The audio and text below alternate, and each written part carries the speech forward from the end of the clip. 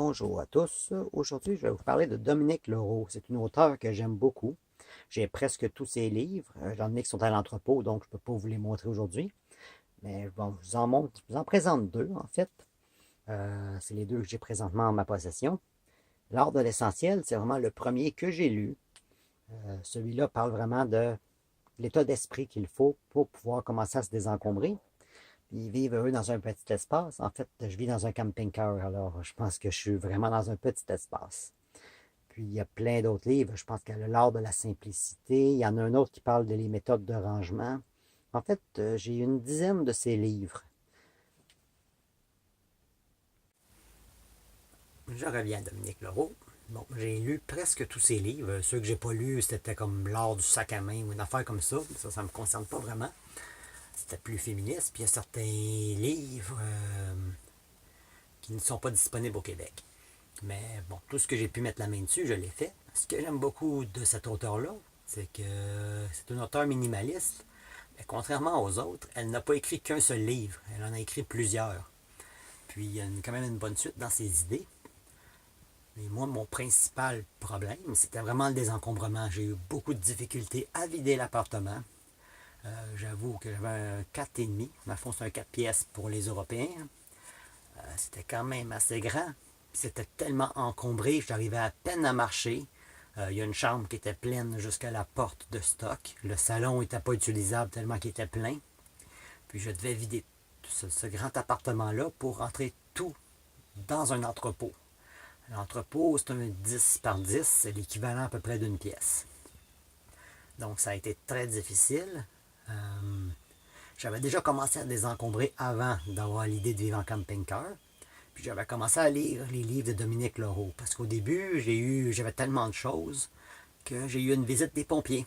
Je devais faire un chemin pour que le corridor soit libéré, puis le système de chauffage devait être libéré aussi. Ça a été vraiment difficile. Bon, j'ai toujours eu un gros problème de surplus de stock. C'était déjà un problème depuis bien avant que j'essaie de vivre en camping-car. Puis j'ai commencé à lire des livres sur le sujet. Sur le minimalisme, le désencombrement, la simplicité volontaire, zéro déchet. Enfin, je me suis vraiment inspiré de tous ces gens-là pour réussir à réduire d'un logement plus que plein à un entrepôt qui est plus que plein aussi. Mais ça reste que je passais d'un 4 pièces à une pièce. C'est déjà un bon bout, puis j'ai encore beaucoup encore à désencombrer, donc je continue à lire des livres sur le sujet. Puis je ne veux pas non plus retomber dans la surconsommation compte tenu que je n'ai pas beaucoup d'espace. Je ne veux pas recommencer à faire la tournée des magasins puis accumuler et accumuler. Puis bon, dans les livres de Dominique Leroux, ce qu'elle parle beaucoup, c'est d'acheter des objets de meilleure qualité, qui vont être plus durables, plutôt que d'acheter des choses on va devoir changer souvent. Elle parle aussi bon, d'une décoration minimaliste, des bibelots et toutes ces choses-là, que c'est pas nécessairement une grande utilité. Elle parle souvent que de trop avoir de souvenirs du passé, ça nous empêche d'avancer dans le futur ou même d'être dans le présent. Elle a parlé aussi de Walden, La vie dans les bois. C'est un des livres que j'ai acheté. C'est quelqu'un qui avait décidé de tout quitter. Lui, c'était au 18e siècle, je crois. Puis il a tout quitté pour aller vivre dans le bois. Elle a fait quelques références sur lui. Il y a des bonnes références dans ses livres. Puis, c'est pas juste du côté technique. Elle parle beaucoup du côté psychologique, puis des philosophies de vie des gens zen. Elle reste au Japon. Elle parle beaucoup de la philosophie des Japonais. C'est pas juste faites le ménage. Il y a beaucoup de livres minimalistes qui vont dire comment procéder. Elle parle vraiment des états d'âme, de comment on peut se sentir.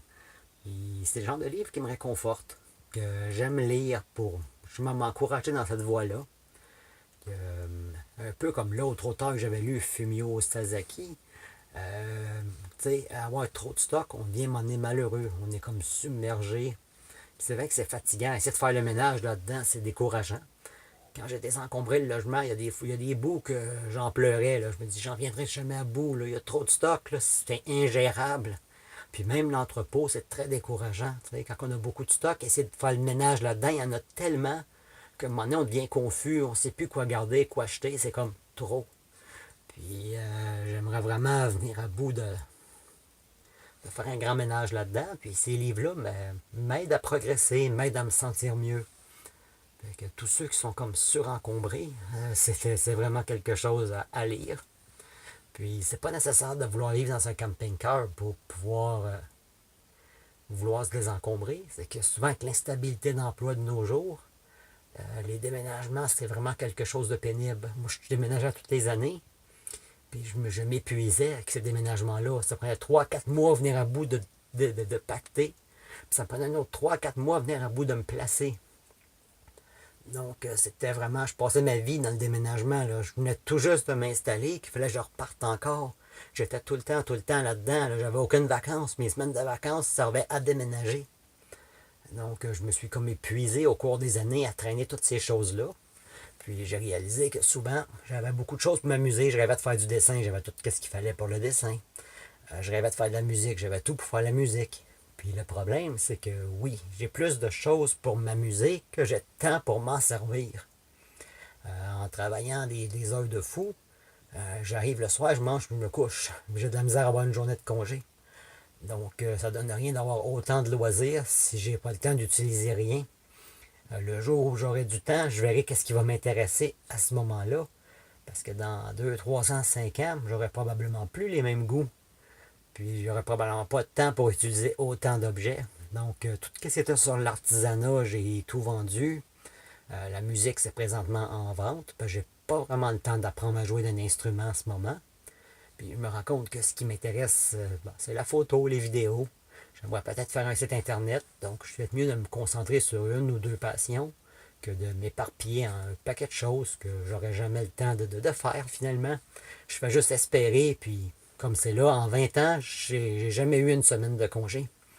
Donc je vois pas pourquoi ça changerait bientôt. Puis si ça change, peut-être que je vais juste avoir le goût de me reposer. Ça veut pas dire que je vais avoir envie de me lancer partout, là. Fait que, bon, je vous encourage fortement à lire ces livres. Il y a beaucoup d'autres auteurs dans le même style. Mais bon, elle, je l'ai vraiment aimée. Puis même, il y a certains livres que j'ai relus 2 fois. Donc, sur ce, je vous laisse.